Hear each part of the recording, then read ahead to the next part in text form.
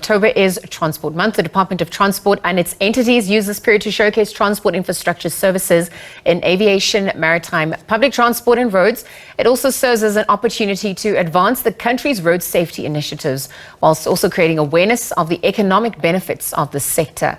The advancement of the country's road safety initiatives also creates awareness about the economic benefits associated for the sector at large. Let's bring in Mokebe Thulo, head of brand for aware.org, to talk about the way of improving road safety as we head even closer towards the festive season. Mokebe, good afternoon, and thank you for your time with us here on the SABC. Good afternoon, Liesel. Thank you so much for having us, and good afternoon to your audience. Thank you for your time. Let's get into the conversation. Road safety concerns in South Africa and also the behavior observations coming through. What are you observing on that front, particularly the influence of alcohol plaguing South Africa?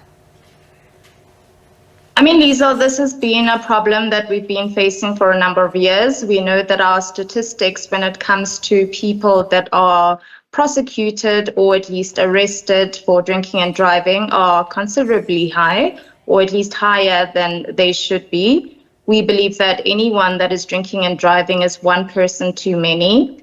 We have gratefully, through some of our interventions, seen that things such as roadblocks or interventions such as roadblocks and the increased visibility on the road decreases these numbers, and that is what we are aiming to focus on, especially leading to the end of the year. All right, let's actually get into that. Talking about some of the biggest contributors of fatalities on the roads, particularly recorded during the festive period in South Africa. What has been the work during Transport Month between aware.org and JMPD? And how has this collaboration yielded results for the better?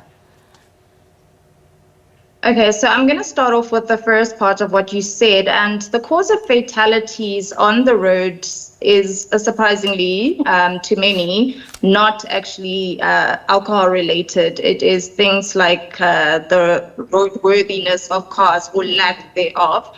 So there are a number of factors that go into these numbers. Our collaboration with the JMPD specifically is a long-running one in terms of we looking not just at the short term, but looking at the long term, the big wins. So collaborating throughout the year is what we aim to do. So we ran a very successful pilot program over April to June, in which we very closely tracked the results. And we saw that in the event and in cases where there is the visibility of roadblocks, and where the roadblocks are made to be much more efficient and faster, and where the evidence collected at these roadblocks and prosecutions are gained, and I'll speak a little bit more about this, we have seen a 6% decrease year on year of the number of people that are caught for drunken driving. Thank you for that, Mokebe, because I actually wanted to look at the issue of reliable data and accountability given the behavior on our roads. And really, you know, as we assess the data that has come through this pilot study, what the regional impact it's had on our socioeconomic development. I mean, it's difficult for me to speak towards the socioeconomic numbers because we specifically work in harm reduction, and that is our focal area. So that is slightly outside my ambit, but we know that anything that happens on our roads affects all of us. We know that the road network and the health and safety of the road network is intrinsically connected to the socioeconomic stability of our country, and that is to be seen, for example, in prices of things such as petrol and gas, or food prices even. So it is important for us to look at these factors. Yes. And sorry, go ahead. I actually wanted to have you go ahead because you're actually alluding to the issue of education and being informed.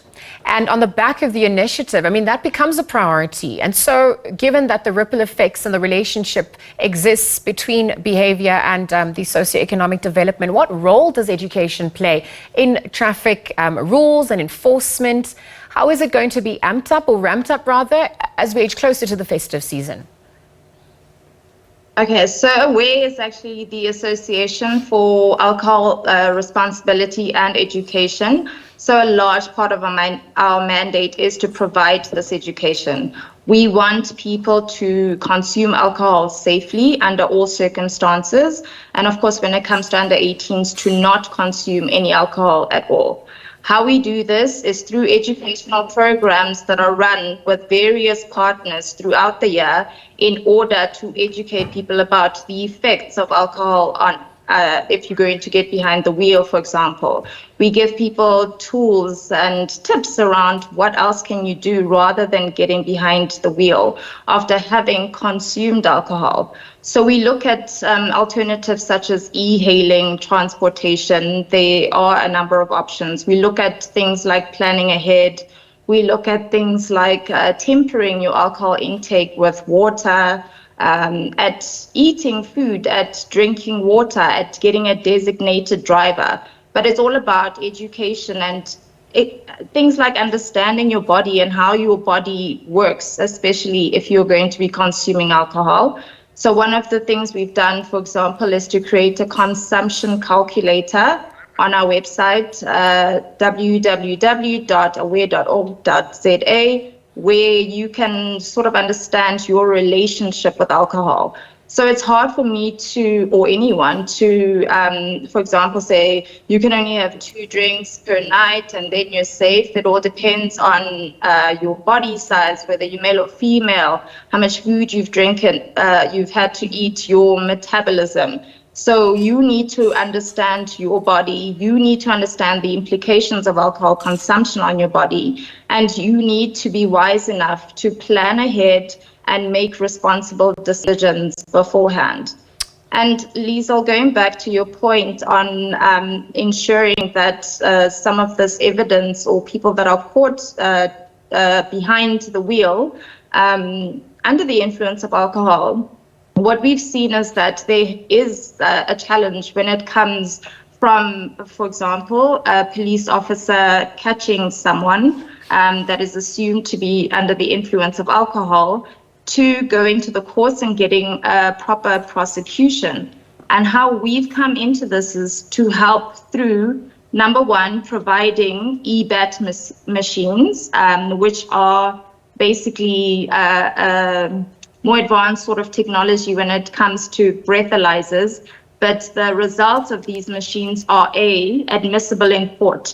So the admissibility is as strong as, for example, what a blood sample would be. And the use of this is so much faster for both drivers as well as, of course, the officers on the road. We've also provided data capturers, which are able to digitally capture the data, the incident data on the ground, so that nothing happens to this evidence between the place where the person was, for example, apprehended and the courts.